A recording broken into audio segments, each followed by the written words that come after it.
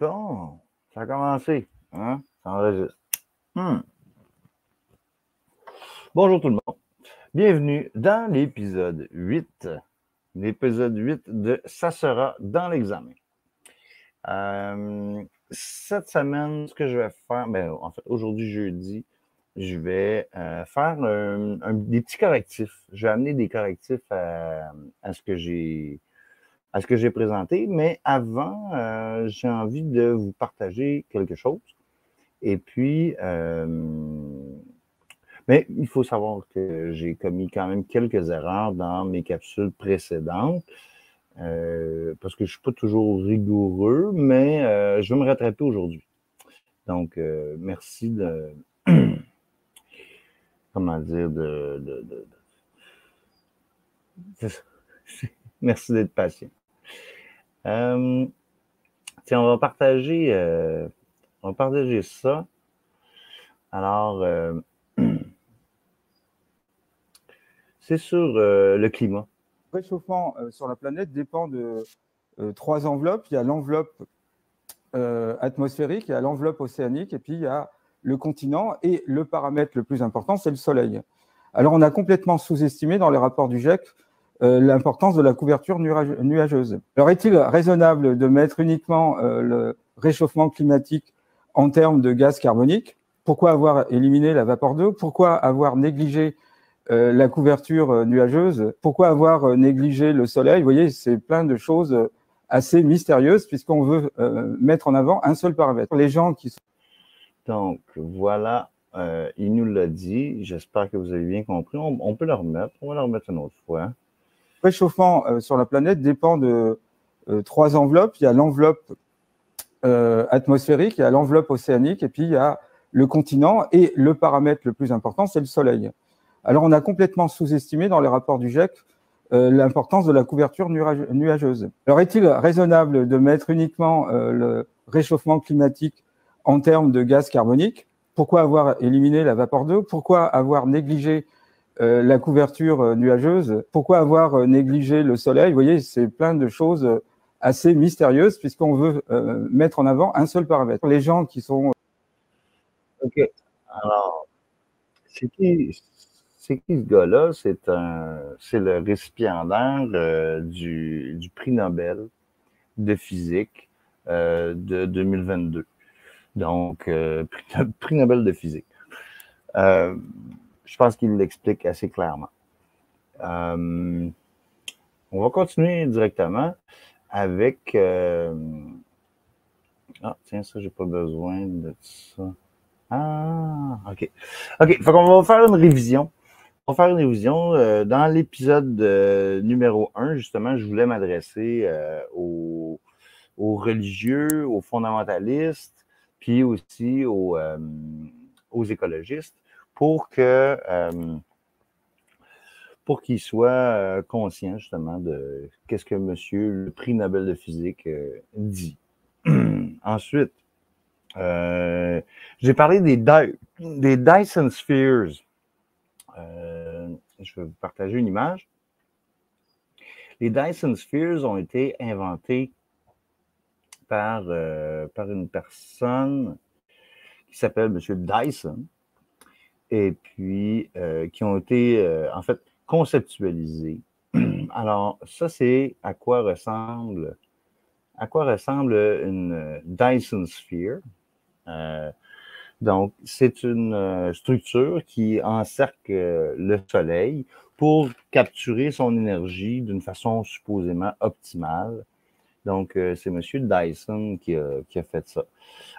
Ce qu'on sait actuellement, c'est que l'énergie du Soleil, c'est environ 1000 watts par mètre carré. Et puis, les meilleurs capteurs solaires qu'on a jusqu'à maintenant, c'est les feuilles des arbres. Donc, cette espèce de technologie complètement absurde qui coûterait des milliards et des milliards et des milliards, et puis des ressources incroyables, du travail incroyable à construire ça. Je veux dire, on n'est même pas capable de faire une station orbitale en ce moment. Fait qu'une Dyson Sphere, là, c'est l'imbécilité, c'est le summum de l'imbécilité. OK? Même si une société est extrêmement avancée, c'est le summum de l'imbécilité. Donc, c'était ça pour vous donner une idée de ce qu'était une Dyson Sphere, dont j'ai parlé dans l'épisode 1. Ensuite, la sourate 1631, ça j'en ai parlé. Les pics de Ninurta. Le mot Akur, je pense que j'ai rectifié déjà dans l'épisode 4 ou l'épisode 5. Comme quoi, c'est le mot Akur qui veut dire montagne, planète et pyramide. Je ne mettrai pas d'image pour ça. Ensuite, j'ai parlé des pyramides, puis je me suis trompé. Donc, le nombre de pyramides en Chine, les pyramides de la région de Xi'an, c'est Xi, X-I apostrophe A-N. Il y en a 38 qui sont à l'intérieur de 25 km les unes des autres, tout autour de là où ils ont trouvé les soldats d'argile, c'est l'armée d'argile chinoise. Donc, je n'ai pas dit les bons chiffres. Rappelez-vous, c'est 38 pyramides chinoises. Ça va être dans l'examen.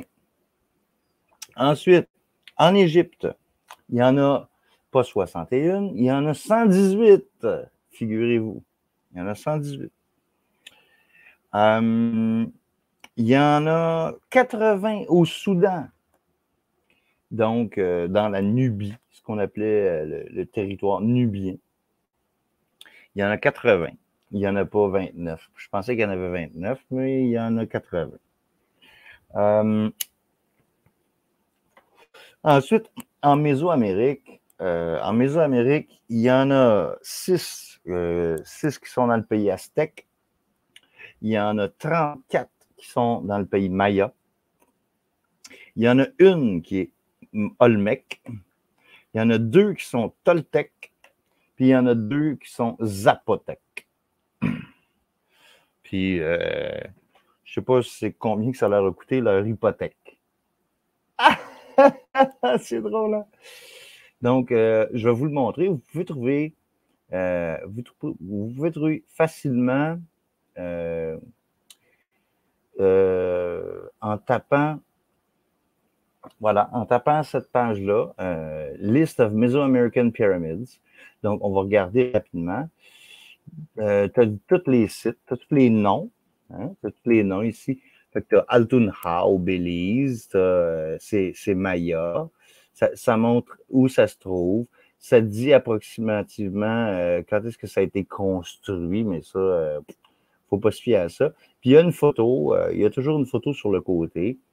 Donc, regarde, on va juste défiler de même.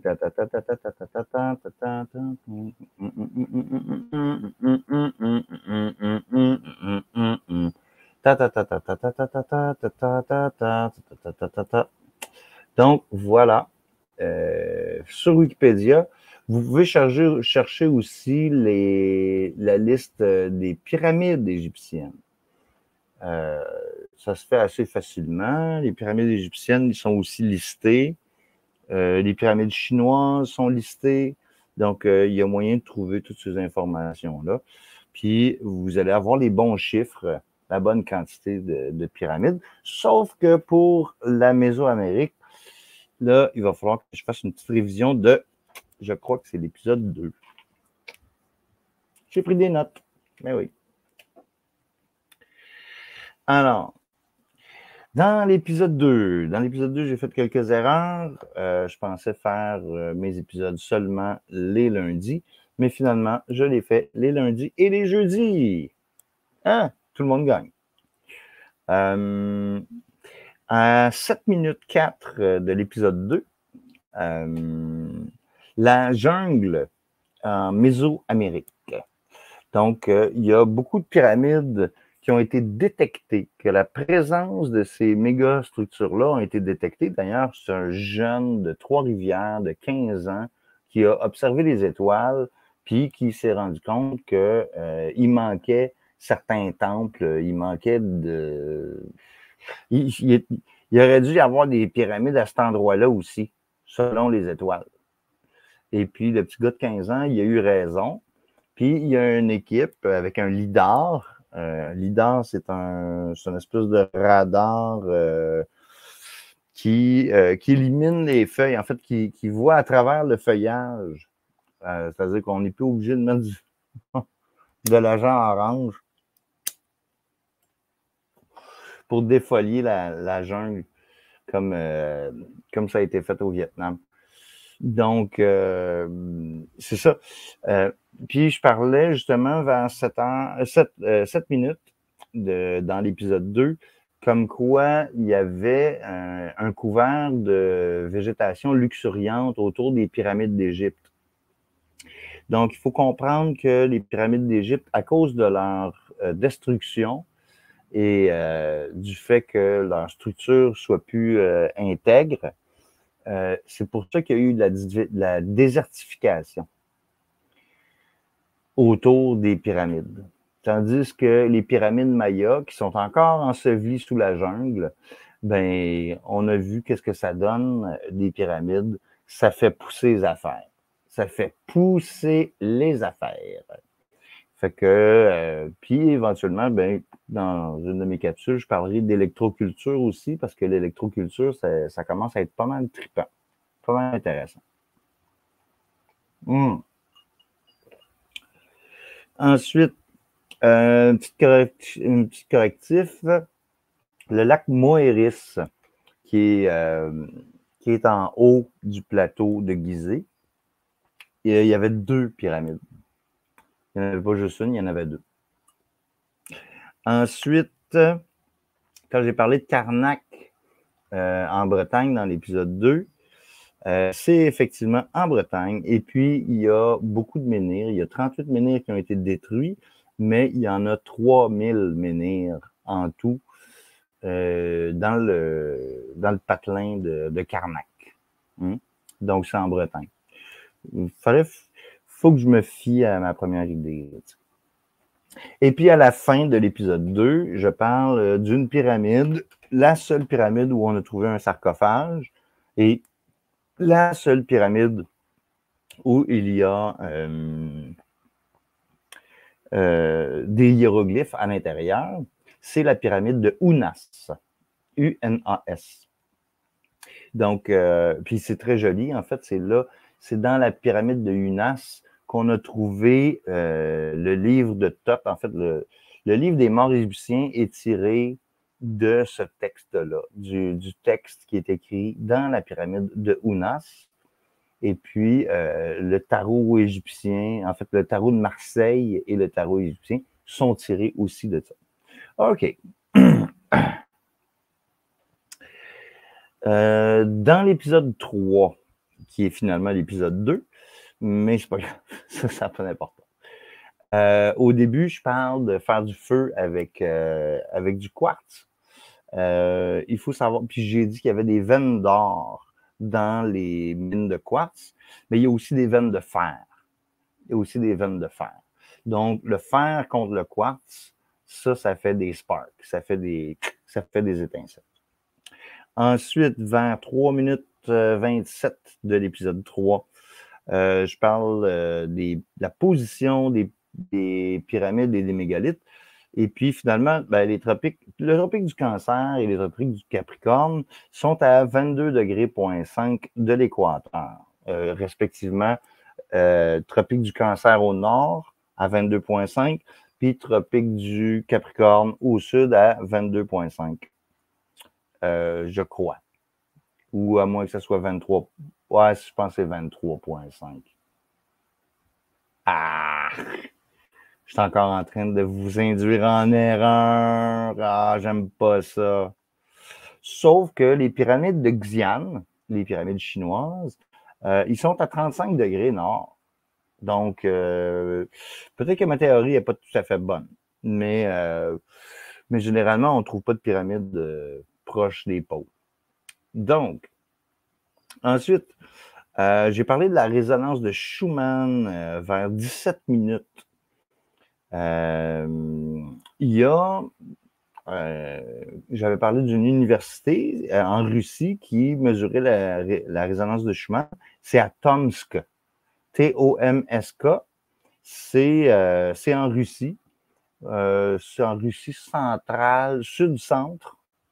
Et puis, c'est là où les antennes qui mesurent la résonance de Schumann sont installées. Mais il y a un autre observatoire que j'ai découvert récemment qui s'appelle Kumiana Station, donc la station, et Kumiana Stazione, la stazione de Kumiana. C'est en Italie. Donc, en Italie du nord-ouest, à la frontière, au bord des Alpes. Au bord des Alpes. Donc, ce sont les deux endroits où on mesure les fluctuations dans la résonance de Schumann. Le prochain épisode, probablement l'épisode 9, je vais avoir un invité qui va nous parler de l'ionosphère puis de la résonance de Schumann. Donc, soyez attentifs, puis c'est ça. Ça va être dans l'examen, ça aussi. OK. Ensuite, dans l'épisode 4, j'ai fait... bon, je m'excuse d'avoir passé 11 minutes 20 sur mon pedigree, là. C'est un petit peu plate. C'est un petit peu plate. Puis en fait, j'ai oublié tellement de choses que j'aurais pu dire, mais bon, on fera ça une autre fois. Ensuite, j'ai parlé de la nébuleuse de l'Amérique du Nord. Donc, je vais vous la présenter. Voilà, elle est ici. Donc, on voit l'Amérique du Nord. Ici, ça serait le golfe du Mexique, là. Hein? Vous voyez bien, j'espère. Donc, c'est ça la nébuleuse North America. En tout cas, elle a vraiment cette forme d'Amérique du Nord. Le Québec n'est pas très bien dessiné, mais bon. La nébuleuse de l'Amérique du Nord se trouve dans le cygne. Dans le cygne. Le cygne, tu sais, comme un cygne comme ça, là, tu sais. Ouais. Qui flotte sur l'eau, là, comme un canard. Donc, elle est exactement alignée avec la Voie lactée. Mais pas dans le zodiaque. Elle n'est pas dans notre zodiaque. Elle est décalée. Donc, fait que ça vous donne une idée de quand j'ai parlé justement de la nébuleuse de l'Amérique du Nord à 13 minutes 59 de l'épisode 4. Ensuite, dans l'épisode 4 à 23 minutes, 24 minutes pratiquement, effectivement, il y a 86 400 secondes. J'étais à 400 secondes près de ce que je voulais dire. Et puis, si on calcule en millihertz, parce que là, on parlait du nombre de hertz, et puis, si on calcule en millihertz, là, on se ramasse à 464 millions de hertz. Donc, on a 6 zéros. Ça, c'est en millihertz. Si on se ramasse en microhertz, ça c'est le nombre de millisecondes. Attends. Le nombre de millisecondes dans une journée. Okay? Si ensuite on se ramasse en microhertz, c'est-à-dire le nombre de microsecondes dans une journée, bien on a 86 000, mais on a 9 zéros après la virgule. Et puis, si on est en nanohertz, on a 864 avec 12 zéros après la virgule. Hein? C'est que, simple calcul. Mon erreur, encore une fois, parce que des fois, j'essaie d'y aller de tête et puis j'oublie des choses. OK, ensuite, dans l'épisode 5, il y a eu pas grand-chose. À 15 minutes 41, je parle de la Terre en expansion. Et puis, il y a, je fais mention de Paul Dirac. Paul Dirac qui lui, percevait, en fait, il croyait qu'il y avait une chute dans la constante gravitationnelle. Donc, si une constante change de valeur, c'est plus une constante. Donc, Paul Dirac, c'est ce qu'il préconisait. Et puis, forcément que si la Terre est en expansion, il y a un changement. Il y a un changement de force gravitationnelle. Donc la constante gravitationnelle de Newton, je m'excuse, mais il y a un problème avec. Un gros problème avec. Ensuite, bon, l'épisode 5, en fait, c'était clean cut. L'épisode 7, non, l'épisode 6, il faut comprendre qu'à 14h25, quand je commence à parler des yugas, c'est que on a vu le cercle des yugas, et puis dans le cercle des yugas, il y a une moitié qui sont les yugas ascendants. Donc, on part du Kali Yuga, on sort dans le Treta Yuga, dans le Dwapara Yuga, dans le Treta Yuga, puis on arrive au top dans le Satya Yuga. Puis ensuite, on a les yugas descendants. Donc, on a encore une moitié du Satya Yuga. On se retrouve dans le Treta Yuga, dans le Dwapara Yuga, puis on revient au Kali Yuga dans le sud. Donc c'est cyclique. Fait qu'il faut comprendre qu'il y a 4 yugas ascendants et 4 yugas descendants.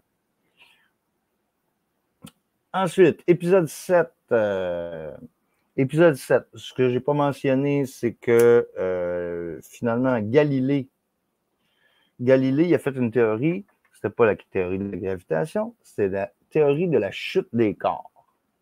Alors là, il faut comprendre qu'il y a une question d'aérodynamique. Je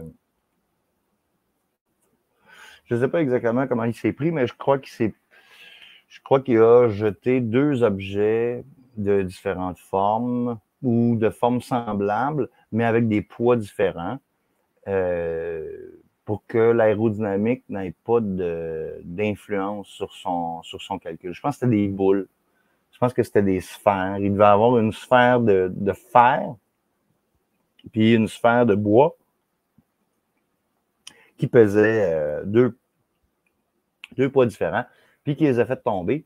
Puis il y a quelqu'un qui m'avait dit que l'expérience avait été faite en haut de la tour de Pise, mais je n'ai pas vérifié cette information-là. Ensuite,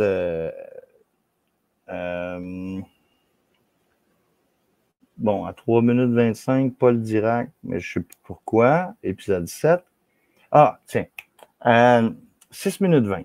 À 6 minutes 20, il faut comprendre que les lignes de force, quand la température réduit, les lignes de force électromagnétiques, ils sont beaucoup plus proches les unes des autres. Donc, c'est pour ça qu'ils appellent ça quantum patente, là, quantum locking, puis quantum trapping. Quantum, crème glacée quantum, azote liquide quantum, Bellini quantum. Non, il quantum à toutes les sauces, là, à cette heure. Là. Tout le monde quantum. Ah ouais, on quantum. C'est quantum, yeah, come on, quantum. Fait que c'est super cool. Ben, je veux dire, les supraconducteurs réfrigérés à l'azote liquide, c'est super cool. Quand tu dis c'est super cool, c'est que c'est très, très fret. Mais quand tu dis fret, c'est fret de chez fret. Fait que ça, on en reparlera aussi. Puis, on a aussi, il y a l'autre concept qui n'a pas été expliqué, c'est la pression. C'est ça, la question de la pression. Je vais en parler dans un autre épisode. Et puis, finalement, ma dernière rectification, c'est qu'à 7 minutes 42, c'est 40 mm. C'est 40 mm, fait que sa lévitation, là, son espèce de petit... C'est ça. 7 minutes 42. Je peux vous laisser en vous disant qu'il y a Space Weather hein, qui parle de la résonance de Schumann. Sinon, vous pouvez trouver la résonance de Schumann sur geocenter.info. Ça peut vous donner des informations. Geocenter.info, je crois que c'est le site italien que j'ai mentionné un petit peu plus tôt. Et puis, ben voilà, je pense que c'était un épisode juste pour replacer un peu les idées, pour être certain que si vous avez pris des notes, ben vous avez pris des bonnes notes. Et puis, ça sera dans l'examen. Donc, continuez d'être curieux, continuez de fouiller, et puis envoyez-moi des commentaires. Et puis, la semaine prochaine, lundi prochain, je devrais avoir un invité pour parler justement de la résonance de Schumann, de la cavité résonante plasmique dans laquelle on vit. Et puis, ça risque d'être fort intéressant. Donc, je vous remercie d'avoir été attentif. C'était l'épisode 8, mesdames et messieurs. Merci.